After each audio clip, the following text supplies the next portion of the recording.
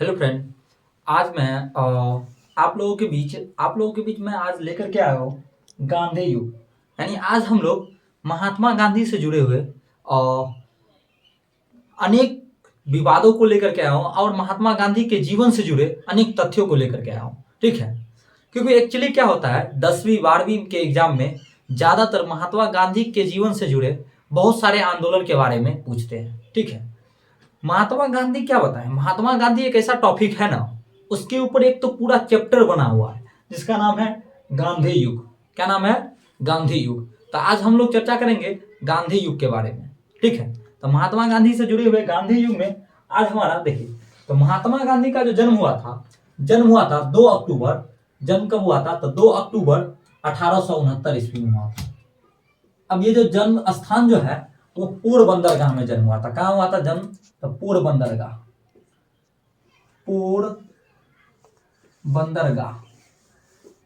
बंदरगाह एक बंदरगाह का नाम होता है, नाम है पोरबंदरगाह।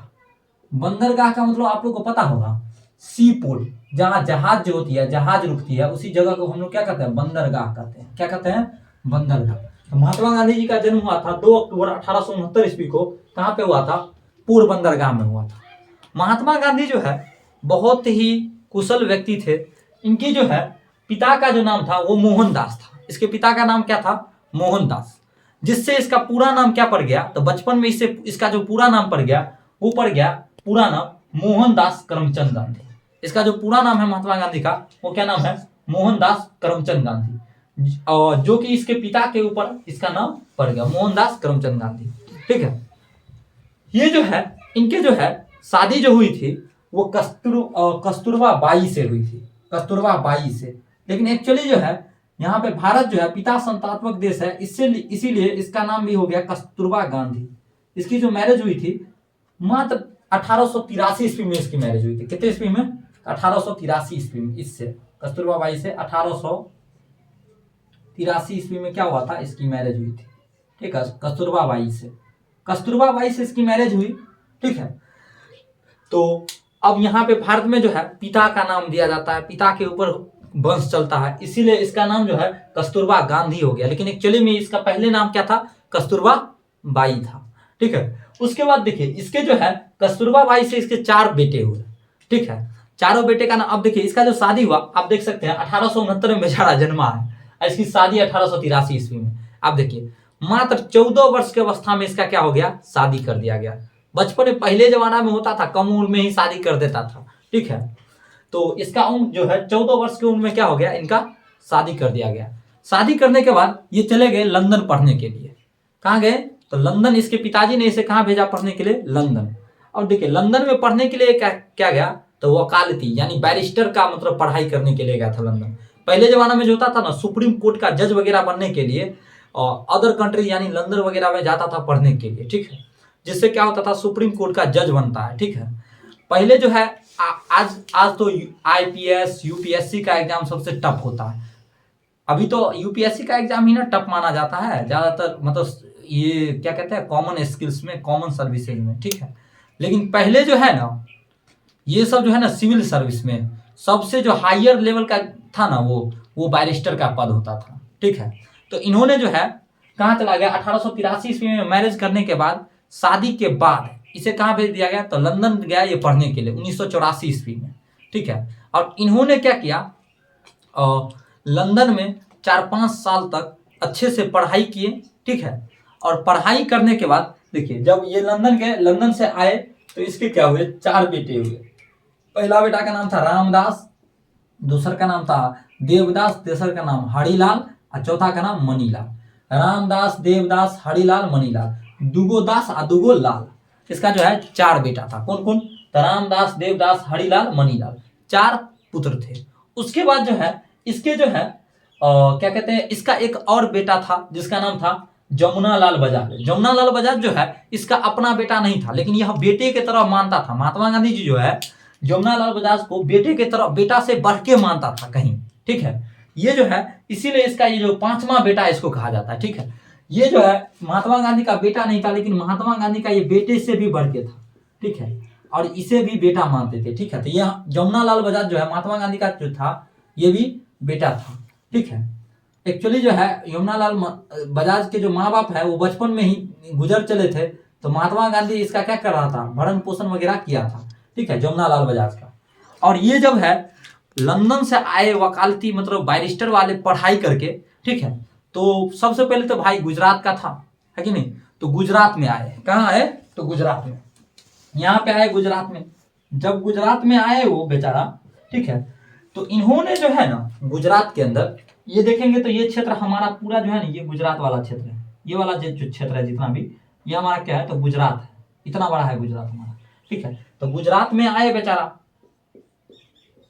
गुजरात, तो गुजरात में जब आए तो गुजरात के व्यापारी सब बहुत दूर दूर तक व्यापार करने जाता था। पहले गुजरात के जो व्यापारी होते थे बहुत दूर दूर तक व्यापार करते थे। तो यूनान में, यूनान कहते हैं सॉरी अफ्रीका के इधर, अफ्रीका जो है अफ्रीका महादेश, इधर एक कंट्री था जिधर जिसका नाम था अफ्रीका। क्या नाम था, अफ्रीका। तो वो आए अफ्रीका में, अफ्रीका में एक गुजराती व्यक्ति क्या करता था, तो व्यापार करता था। क्या करता था, व्यापार। अफ्रीका में क्या करता था, तो व्यापार करता था, व्यापार। तो ये जो व्यापार करता था ना अफ्रीका में एक गुजराती व्यक्ति, तो इन्होंने जो है ना वहां पे क्या किया, इस गुजराती व्यक्ति का जो है ना यानी बिजनेस जो था, इस बिजनेस में कोई क्या कर रहा था, इसका बिजनेस का जो है ना वो कर रहा था, इसका मतलब कुछ पैसे वैसे बेईमानी कर लिया था, जिससे क्या हुआ, इसको बेचारा को कोर्ट में वहां पे क्या करना, वकील की जरूरत पड़ा अफ्रीका में गुजराती को। उस समय में बताओ यार, उस समय में अफ्रीका में हमारा मतलब भारत के लोग व्यापार करते थे और गुजराती, और वहां पे उसको जो है वकील की जरूरत पड़ा, तो उन्होंने जो है ना महात्मा गांधी को कॉल किया। कहाँ, भारत में। अब भारत में महात्मा गांधी नए नए कर आए थे, मतलब बैरिस्टर का मतलब वो पढ़ाई कंप्लीट करके, और मुंबई में अपना जॉब वगैरह करता था, ठीक है। गुजरात और मुंबई के इलाका में क्या करता था, वकालती करता था। तो गुजरात वाले व्यक्ति क्या सोचे, क्यों ना हम इसको जो है अपने मतलब कोर्ट में जो है लेकर के आए। और कोर्ट में जब लेकर के आया इसको, अफ्रीका जब लेकर के बुला करके लाया गुजराती व्यक्ति, किसको, महात्मा गांधी को, जो आइए मेरा केस लड़िए और हमारा पैसा बेईमानी कर लिया है, इसके लिए मतलब उसका कोर्ट में केस चल रहा था गुजराती व्यक्ति का। तो वो केस लड़ने के लिए प्रथम बार महात्मा गांधी कहाँ गए, तो कहाँ गए, तो अफ्रीका गए। और भाई साहब क्या बताए, अफ्रीका जब गए तो पहले बार में पहले अटेम्प्ट में क्या कर लिया, केस जीत गया। जब वो केस जीत गए अफ्रीका में, तो क्या होने लगा, वहां के बहुत सारे लोग जो है महात्मा गांधी, अब देखिए वहां अफ्रीका में बहुत सारे भारतीय थे, ठीक है, भारत वाले बहुत सारे लोग थे। कैसे, तो देखिए अंग्रेज सब जो होता था वो भारत से बहुत सारे किसानों को उठाया था और लेकर के छोड़ दिया था अफ्रीका में, अफ्रीका में ला करके छोड़ दिया। और भारत के किसानों से अफ्रीका वाले क्या करवाते थे पता है, अफ्रीका में इंग्लैंड वाले क्या करवाते थे, खेती, क्योंकि अफ्रीका जो है ना वो भी इंग्लैंड का एक तरह से क्या था, गुलाम था। तो अफ्रीका वाले अफ्रीका में क्या करवाते थे, खेत बहुत खाली था, तो यहाँ से लोगों को ले गया था और अफ्रीका में खेती करवाते थे। वहां तो भारतीयों की संख्या बहुत ज्यादा था, तो महात्मा गांधी से सभी लोग क्या करने लगे, बहुत सारे लोग हेल्प वगैरह मांगते थे। तो अफ्रीका में भाई साहब क्या होता है, बहुत सारे दिन अफ्रीका में रहे, ठीक है। और अफ्रीका में जो है ना सबसे पहला जो आंदोलन किया ना इन्होंने, उसका नाम था, सबसे पहला आंदोलन जो किया उसका नाम था फिनिक्स फॉर्म। महात्मा गांधी का जो है सबसे पहला आंदोलन क्या था, फिनिक्स फॉर्म।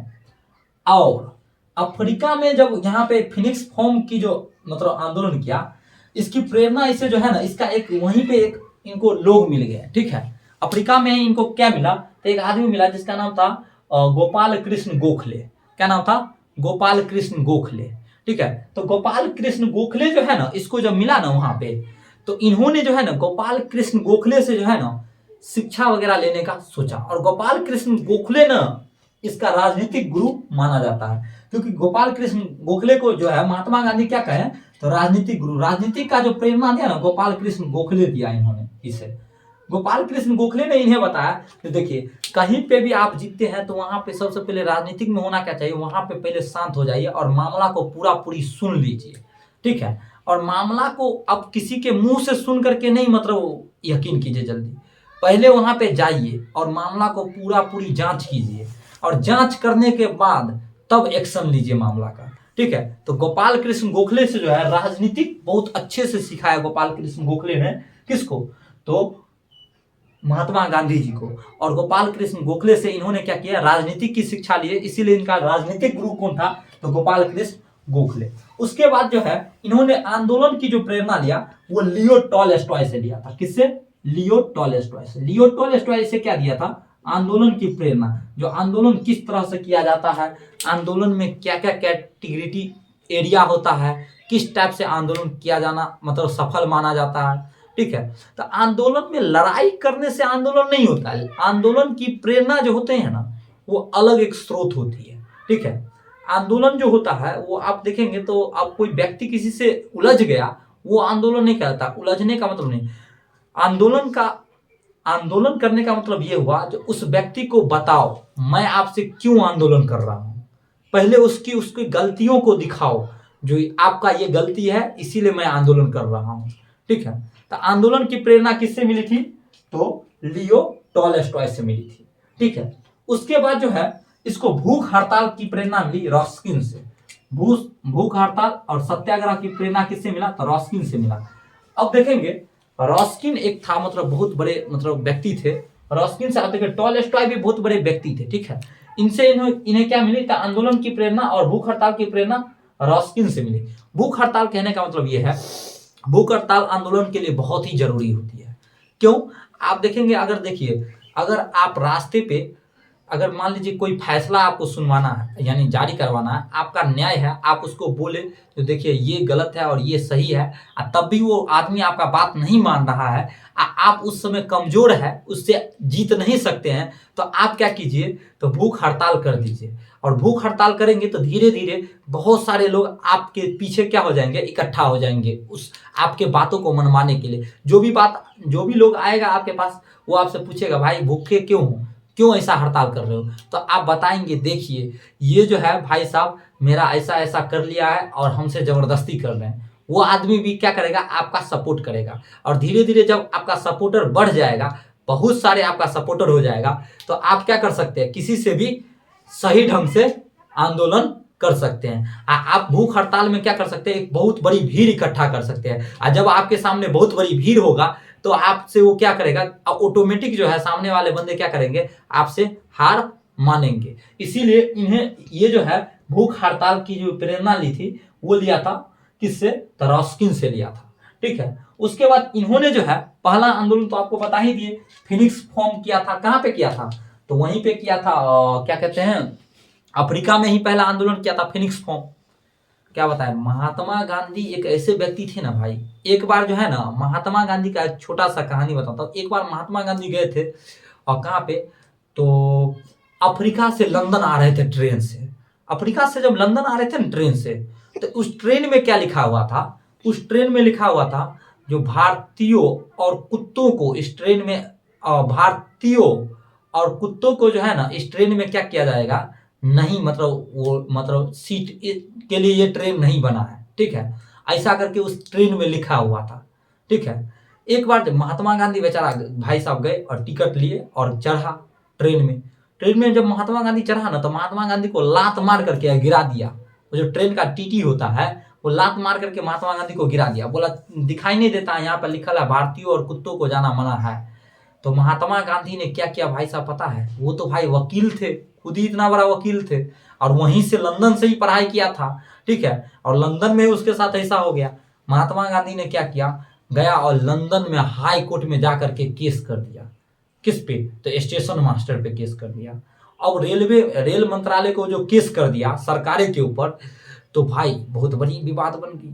तो भाई जब पूछा गया केस में, अदालत में पूछा गया जब भाई केस कियो भाई क्या बात है, तब सुनवाई हुआ, तो महात्मा गांधी ने क्या बोला, जब कुत्तों और भारतीयों को ट्रेन में चढ़ना मना था तो कुत्तों और भारतीयों को टिकट क्यों दिया, हमसे पैसा जो लिया है टिकट का वो क्यों लिया, जब कुत्तों और भारतीयों को ट्रेन में जाना मना है तो भाई टिकट क्यों लिया। उस समय क्या करना पड़ा, इंग्लैंड के प्रधानमंत्री को घुटने टेकने पड़े थे और केस हार गया था पूरी। ठीक है, उसके बाद वहां पे बहुत सारे आंदोलन किए अफ्रीका में साप्ताहिक पत्रिका वगैरह का संपादन वगैरह भी किया। ठीक है, और नेटाल कांग्रेस की स्थापना भी कहाँ किए थे, अफ्रीका में किए थे महात्मा गांधी। ठीक है, तो अभी हम अफ्रीका के आंदोलन के बारे में ज्यादा नहीं बताएंगे। ठीक है, आगे चलते हैं। जब महात्मा गांधी जो है वहां से अफ्रीका से जब भारत आए तो आया था 9 जनवरी 1915 ईस्वी को। क्या आया? भारत आया। कहाँ आया? 9 जनवरी 1915 ईस्वी को कहाँ आया? भारत आया। और जब भारत आया 9 जनवरी 1915 को, तो भारत में उसको पता नहीं था कि भाई भारत में क्या चल रहा है एक्चुअली में। भारत में बहुत सारे आंदोलन वगैरह चल रहे थे उस समय में, ठीक है। तो 9 जनवरी 1915 में जब भारत आया तो 1916, अब देखिए ये जो है ना राजनीतिक गुरु गोपाल कृष्ण गोखले बोले क्या, जो आप कहीं पे भी जाओ तो डायरेक्ट आंदोलन नहीं स्टार्ट करो, पहले 1 साल शांत रहो, ठीक है, उसके बाद आंदोलन प्रारंभ करो। पहले वहां के बारे में जानकारी इकट्ठा करो, फिर आंदोलन करो। आप जाते जाते डायरेक्ट जाएंगे, ककरो से भिड़ जाएंगे, तो ऐसे थोड़ी होगा। लड़ाई होता है तो पहले बाहर से उसके बारे में जानकारी इकट्ठा कीजिए, भाई लड़ाई क्यों हो रहा है, इसमें किस पक्ष का सही है, किस पक्ष का गलती है, उसके बाद उस लड़ाई में आप कूदिए। नहीं तो ऐसे ही जाकर के कूद जाइएगा तो मराई हो जाइएगा, ठीक है, ऐसा होता है, ठीक है। तो ऐसे ही ये जो है ना भाई देखिए, गया तो 1915 में 9 जनवरी 1915 ही को गया। उसके बाद 1 साल बेचारा रुके और देखे भारत की स्थिति कैसी है, और भारत की स्थिति के बारे में अच्छे से जानकारी प्राप्त किए, ठीक है। उसके बाद इन्होंने जो है 1 साल के बाद 1916 ईस्वी में एक आश्रम का निर्माण किया जिसका नाम था साबरमती आश्रम। गुजरात में ही ये आश्रम बनवाया था, साबरमती आश्रम, ठीक है। इस साबरमती आश्रम बनवाने के लिए सबसे पहला ट्रस्ट जो दिया था, यानी दान देता, आप मान लीजिए कोई मंदिर बनाता है तो उसके लिए दान नहीं देता है बहुत सारे लोग, तो सबसे पहले जो दान दिया था ना, ट्रस्टी जो था सबसे पहला, वो कौन दिया था? तो साराबाई दिया था। पैसा कौन दिया था? साराबाई। तो सबसे पहले जो 1916 ईस्वी में साबरमती आश्रम का जो निर्माण किया था, उसमें पैसा सबसे पहले कौन दिया था? ट्रस्ट। सबसे पहला ट्रस्ट कौन दिया था? तो साराबाई जो है सबसे पहले ट्रस्ट यानी दान दिया था इस यानी आश्रम को बनवाने के लिए, ठीक है। तो 1916 में इन्होंने आश्रम बनाए। उसके बाद ये तो नए नए थे भाई साहब। उसके बाद एक जगह लखनऊ में कांग्रेस का अधिवेशन हो रहा था। किसका? तो कांग्रेस अधिवेशन, कांग्रेस, ठीक है। तो लखनऊ में कांग्रेस अधिवेशन में इन्होंने क्या किया? भाग लिया सबसे पहली बार। किस आंदोलन में? नहीं, किसमें? तो कांग्रेस अधिवेशन कहते में 1916 ईस्वी में। उसी बीच एक व्यक्ति था जिसका नाम था रामचंद्र शुक्ल। क्या नाम था? नहीं सॉरी, राजकुमार शुक्ल। व्यक्ति का क्या नाम था? राजकुमार शुक्ल। राजकुमार शुक्ल। तो राजकुमार शुक्ल जो है ना, इसको आंदोलन में देखा था। कहां देखा था? नहीं सॉरी, आंदोलन कहते हैं, महात्मा गांधी के बारे में पहले से थोड़ा बहुत जानता था। और 1916 ईस्वी में लखनऊ जो अधिवेशन हुआ ना, इसमें राजकुमार शुक्ल नाम के व्यक्ति जो है बिहार के थे, उन्होंने जो है ना महात्मा गांधी को इस आंदोलन में, मतलब आंदोलन कहते हैं सॉरी, अधिवेशन में देखा। महात्मा गांधी को जब कांग्रेस अधिवेशन में देखा ना 1916 में, तो राजकुमार शुक्ल जो है जब अधिवेशन समाप्त हुआ, तो इसी अधिवेशन में जो है राजकुमार शुक्ल ने महात्मा गांधी से गुजारिश किया, जो हमारे चंपारण आए, और चंपारण में जो है ना एक पद्धति लागू था जिसका नाम था 3 कठिया प्रणाली। क्या नाम था? तो 3 कठिया, 3/20 यानी 3 कठिया, यानी इसका नाम था 3 कठिया प्रणाली। 3 कठिया प्रणाली, ठीक है। बोला क्या? आप देखिए भारत आइए और मेरे यहाँ पे बिहार में जो है 3 कठिया प्रणाली लागू है, ठीक है, जो कि किसानों पर होती है, ठीक है। उसको जो है आप खत्म कीजिए, क्योंकि एक्चुअली जो है ना भारत में जो है ना चंपारण में जो है क्या हुआ था, तो नील की खेती अंग्रेज लोग करवाते थे। नील की खेती के लिए क्या कर दिया था, तो 3 कठिया प्रणाली पद्धति लागू कर दिया था। जो जमींदार लोग होते थे उनको कहा गया था, जो देखिए जितने भी किसान हैं सबको, यानी जिसके पास 20 कट्ठा खेत है उसके 3 कट्ठा खेत में खाली नील की खेती होनी चाहिए। जो खेती किसके लिए होगी?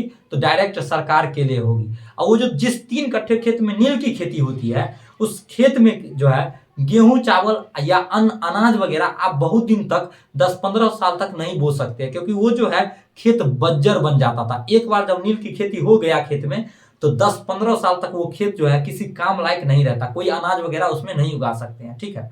अब ये पद्धति जो है एक्चुअली जो है अंग्रेज लोग लाया था, 3 कठिया पद्धति, लेकिन ये जो है इसका और नाजायज फायदा धीरे धीरे जमींदार लोग उठाने लग गए। कैसे? तो देखिए ये जो है अंग्रेज लोग जो है इंग्लैंड में 1917 से पहले ही समथिंग में 1900 ईस्वी के लगभग में ही उन लोगों ने एक वो आविष्कार कर दिया था, क्या? तो नील बनाने वाला मशीन का आविष्कार कर दिया था, ठीक है। लेकिन यहाँ पे जो जमींदार लोग थे वो लोग क्या करता था, तो इसका किसानों का जमीन नहीं छोड़ रहा था। एक्चुअली में जो देखिए नील विद्रोह इसको कहा जाता है, ठीक है, इसको नील का विद्रोह, चंपारण सत्याग्रह को नील विद्रोह कहा जाता है इस आंदोलन को। लेकिन एक्चुअली नील के ऊपर ये नहीं था। एक्चुअली ये 3 कठिया प्रणाली जो है ना, जो अंग्रेजों के कहने पे जमींदार लोग जो ये 3/20 ये जो 3 कट्ठा जमीन हड़प रखे थे ना किसानों का, वो किसानों का जमीन ये लोग वापस नहीं कर रहे थे। एक्चुअली बात ये था, ठीक है। अंग्रेज लोग जो है इसका जमीन बोला दे देने के लिए किसानों को 3-3 कट्ठा जो जमीन, हर एक 20 कट्ठा पे 3-3 कट्ठा जो जमीन क्या करके रखे हुए थे जमींदार, जमींदारों को बोला भाई जमीन दे दो उसका जिसका है। लेकिन जमींदार लोग उसका जमीन लौटाया नहीं था और यहाँ पे जो है बहुत बड़ा विवाद बन करके आया था, ठीक है। उसी बीच राजकुमार शुक्ल जो है महात्मा गांधी से गए और कहे क्या, तो देखिए महात्मा गांधी ऐसा ऐसा मामला है बिहार के अंदर, आप एक बार आइए प्लीज और थोड़ा मतलब हमारा हेल्प कीजिए यहाँ पे, ठीक है। तो महात्मा गांधी बोले भाई हम तो तुमको जानते ही नहीं है, तुम कौन हो नहीं हो हमको क्या पता है। महात्मा गांधी उसको पहचानता ही नहीं था। राजकुमार शुक्ल को महात्मा गांधी नकार दिया। महात्मा गांधी जब नकार दिया राजकुमार शुक्ल को, तो उसी बीच जो है एक और बड़े नेता थे जिसका नाम था डॉक्टर राजेंद्र प्रसाद। वो जो है इस कांग्रेस के अध्यक्ष, मतलब कांग्रेस पार्टी के बहुत बड़े नेता थे। डॉक्टर राजेंद्र प्रसाद अध्यक्ष पद पे थे, ठीक है। और अध्यक्ष का बात कोई जल्दी नहीं काटता है। अब वो आया, बोला उसको राजकुमार शुक्ल जो है, जब राजकुमार शुक्ल से नहीं हुआ तो राजकुमार शुक्ल किसको बोले, राजेंद्र प्रसाद को बोले। राजेंद्र प्रसाद को बोले राजेंद्र भाई ठीक है, महात्मा गांधी को इधर मंगवाइए और आंदोलन कीजिए।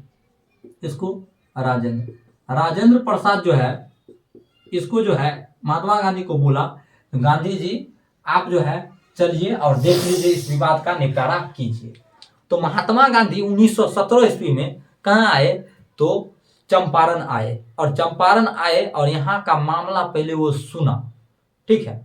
और मामला के बारे में देखा तो पता चला महात्मा गांधी को नहीं सही बात है, इन लोगों का 3-3 कट्ठा जमीन जमींदार क्या कर रखा है, हड़प कर ले लिया है। तो इन्होंने क्या किया, 1917 ईस्वी में कौन सा सत्याग्रह, तो चंपारण सत्याग्रह कर दिया। कौन सा, चंपारण सत्याग्रह किया, ठीक है। चंपारण सत्याग्रह यह भारत में जो है गांधी जी का क्या है, प्रथम आंदोलन था। और गांधी जी का जो प्रथम आंदोलन था ना, तो इन सत्याग्रह को जीतने के बाद जब चंपारण सत्याग्रह जीत गया तो इनको जो है ना रविंद्रनाथ टैगोर जो है इसको क्या कहा, तो इसको महात्मा की उपाधि दे दिया, ठीक है। इनको किस चीज का, तो महात्मा का उपाधि दे दिया। कौन, रविंद्रनाथ टैगोर, चंपारण सत्याग्रह जीतने के उपरांत, ठीक है। उसके बाद भाई किसानों वगैरह का हेल्प वगैरह करते आया, ठीक है। उसके बाद चंपारण सत्याग्रह किया। उसके बाद जस्ट 1918 में 1 साल के बाद ही एक जगह और गुजरात में एक जगह है जिसका नाम है खेरा, तो आ गया खेरा सत्याग्रह। खेरा में जो है किसानों को लेकर के आंदोलन था, ठीक है। खेरा में क्या था, तो किसानों को लेकर के क्या था, आंदोलन था। खेरा में क्या होता था, किसानों से क्या कर रहा था, टैक्स ले रहा था। वो अंग्रेज लोग बहुत ज्यादा मात्रा में टैक्स ले रही थी। तो इन्होंने आया और बोला क्या, किसान लोग जो है उसके खेत में ज्यादा खेती नहीं होता है, वो अपना भरण पोषण करता है, उससे कोई भी टैक्स नहीं लिया जाएगा। तो खेरा सत्याग्रह में आए और वहां पे किसान के लिए क्या किए, ये भी एक किसान का ही आंदोलन था। किसानों से क्या किया, टैक्स फ्री करवा दिया। बोला किसान लोग जितने भी है वो क्या करेंगे, टैक्स नहीं देंगे, ठीक है। उसके बाद उसी साल 1918 ईस्वी में ही एक और आंदोलन उसके सामने आए। वहीं पे जब खेरा से निकले, खेरा से ऊपर आए तो अहमदाबाद में सूती कपड़े मिल की बात आया। तो कपड़े मिल में जो है वो लोग क्या करते थे, जो बोनस वगैरह होती थी, बोनस की राशि इसकी रख लेती थी। 1918 में अहमदाबाद में क्या हुआ, मिल विद्रोह हुआ, ठीक है। क्या हुआ, तो मिल विद्रोह। अब मिल में जो है वो लोग खेती करवाते थे। अब किसानों की जो पैसे होती थी रकम, वो क्या करती थी, बोनस की जो राशि होती थी, पीएफ जिसको अभी हम लोग कहते हैं, पीएफ जो है इन लोगों का बोनस का राशि मिलता ही नहीं था। ये लोग जॉब कर रहे थे, आज जॉब में किसी किसी का तबीयत खराब है तो भाई उसका पैसा तो नहीं मिलता है, तबीयत खराब है तो जॉब पे नहीं जाएगा तो फिर भी, लेकिन इन लोगों को जो बोनस की राशि मिल रही थी ना, वो बोनस भी नहीं मतलब देना बंद कर दिया अंग्रेजों ने। अंग्रेजों ने जब बोनस देना बंद कर दिया तो महात्मा गांधी को सभी मतलब मजदूर लोग बुला के लाए और बोले देखिए हमको मतलब बोनस नहीं दे रही है, यानी पीएफ नहीं दे रहा है कंपनी, हम इतना मेहनत से कार्य करते हैं, हमको न ही दीपावली पे कोई बोनस मिलता है, हमारे बच्चे लोग ऐसे ही रहते हैं, मान लीजिए दीपावली या पर्व होता है तो मुंबई में अभी भी जाएंगे तो दीपावली में आपको बोनस दिया जाएगा, ठीक है, मुंबई गुजरात वगैरह में, ठीक है। तो ये बोनस की जो राशि होती थी खत्म कर दिया। दूसरी नंबर बात, मजदूर को जो सैलरी देता था उस सैलरी पे भी टैक्स लागू कर दिया था। तो भाई जब आप बोनस नहीं दे सकते हैं तो कम से कम सैलरी की राशि तो पूरा दीजिए, उस पर क्या आप टैक्स ले रहे हैं। तो टैक्स ले रहा था भाई, मजदूर कितना कमाता ही है जो उस पर आप टैक्स लेंगे, है कि नहीं। तो मजदूर के पैसे पे क्या करता था, टैक्स लेता था, जिससे क्या हो गया, अहमदाबाद मिल विद्रोह हो गया, ठीक है। ये क्या था, विद्रोह मजदूरों का था। 1918 तक तो मामला एकदम शांत वगैरह रहा, दो चार आंदोलन किए, दो चार इधर से आंदोलन किए, उसके बाद आंदोलन का भूचाल तो आया 1919 में, ठीक है। 1919 में बहुत ही हैवी ढंग से आंदोलन का भूचाल आया, ठीक है, जिसके बारे में हम अगले वीडियो में जस्ट बताऊंगा आपको, ठीक है। आज के लिए बस इतना ही।